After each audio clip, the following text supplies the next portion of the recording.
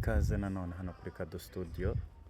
Uyu munsi nanone hari akantu k'ingenzi ngiye kukwigisha ukunda gukoresha imbuga nkoranyambaga by'umwihariko Facebook.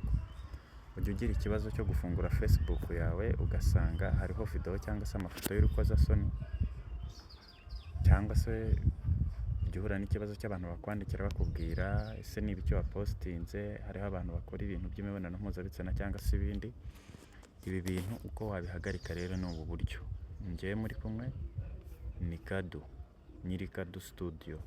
Iyi video iraramuka igufashije urakora subscribe na sharing n'abandi. Twihuse cyane rero, uraza uze hano kuri Chrome ni kano kantu uzagakoraho. Numara kugakoraho uzahita uza ukore kuri tuno tudomo dutatu, ngira ngo mwatubonye. Numara gukora kuri utwo tudomo dutatu, urabona hano urasoma n'amagambo new tab, new incoming. Nurangiza uzascrollinga umanuka,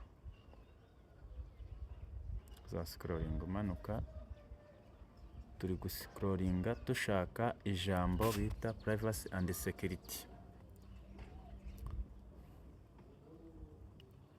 Uze hano kuri setting numara kwigeraho uzaza ahantu handitse privacy and security, ngira ngo uri kuyibona ahangaha. Nurangiza uzahita ukoraho, noneho uzaza ujya ahantu handitse ngo use and secure DNS automatic. Nkwibutsa turi gukora ibi kugira ngo duhagarike video cyangwa se amafoto y'urukozasoni usanga yagiye ku rubuga rwawe rwa Facebook nta ruhare wabigizemo, ukaba wabibwirwa n'abantu cyangwa se nawe ukabyibonera. Icyo gihe nurangiza kugera hano kuri use and secure DNS automatic uzakoraho. Numara gukoraho rero ikizakurikira turi kujyana, hari use your current service provider, secure DNS may not be available all the time. Hari n'ahangaha handitse ngo choose another provider. Icyo gihe rero uzaza ukore hano kuri choose another provider. Turi kumvikana?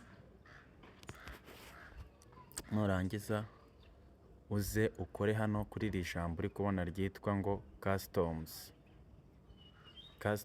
Iyi customs numara kuyikoraho, urabona dufite amajambo 1 2 3 4 5 6. Ku muntu utazi gusoma uba ushobora gukora kuri iri jambo rya kabiri 1 2, cyangwa se kubazi gusoma hari ijambo ryitwa cleaning browsing cyangwa se family filter. Iri jambo niryo uzagira gute, niryo uzakoraho. Numara gukora ibi bintu ndagira ngo nkumenyeshe yuko nta mavideo y'urukozasoni zongera kubona kuri Facebook account yawe. Aka kantu niba kagufashije koko ukabona kagize umumaro, please za hano kuri uru rubuga rwa Kado Studio TV, nurangiza ukore subscribe. Niyo nkunga. Ikindi kandi bizajya bigufasha kubona utundi tuntu utaruzi kuri ku ikoreshwa ry'imbuga nkoranyambaga, ku ikoreshwa ry'ibyuma biri electronique, telefone cyangwa se laptop. Tujyane nyine mu isi y'ikoranabuhanga udasigara inyuma.